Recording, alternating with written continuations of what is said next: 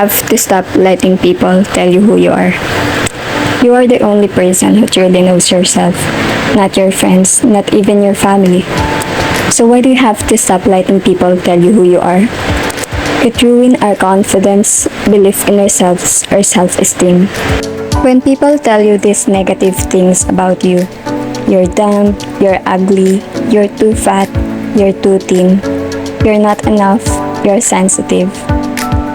Over time, when you hear those words over and over again, you will inevitably believe in those words.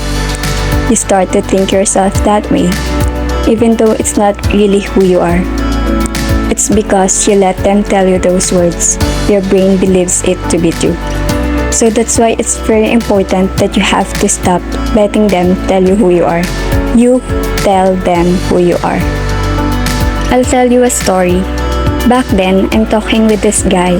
He's fun to talk to and all that. But one day, we're arguing about something and he says, "Tanga ka," in a sarcastic and very "you're stupid" tone. I can take jokes, but from the tone he says it, it's actually serious. So I was like, "Don't ever say those words at me." And he calls me too sensitive, and I was like, "No, I am not. I am just not letting anyone tell me that kind of words because it ruins my confidence and belief in myself." And that day, I feel proud of myself because I actually stand up for myself and I try to protect my confidence and self-esteem.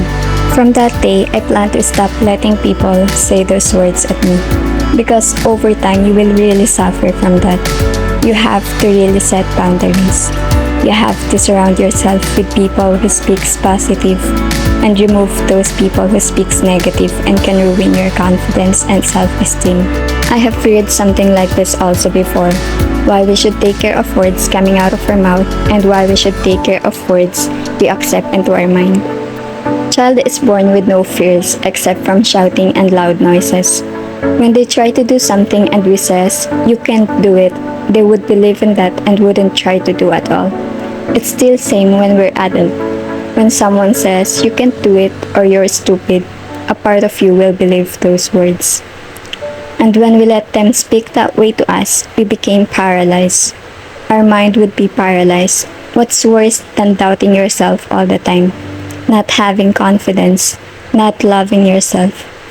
There's nothing worse than that. And that's what will happen over time when we let people tell us who we are. It will ruin ourselves. You will have no belief in yourself that you can do anything and you're enough and you're special. You wouldn't try to do things because you believe that they were right. You're not talented, you're not great. And when we live our life that way, what would life be about to us? Laying in bed, just existing and not living, not doing things that we love, holding ourselves back to do those things because we believe that we can do it. And why? Just because other people told you that.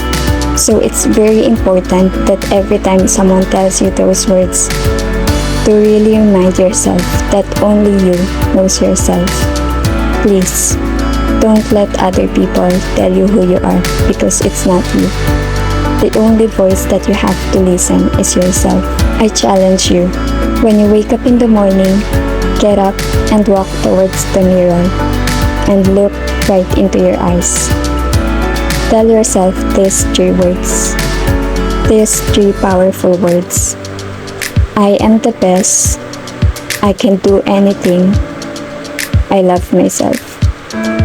Tell these words and actually mean it. I know it's cringe at first, but when you do this every day, you'll get used to it, and you will have confidence in yourself, and you would stop letting people tell you who you are. You tell them who you are.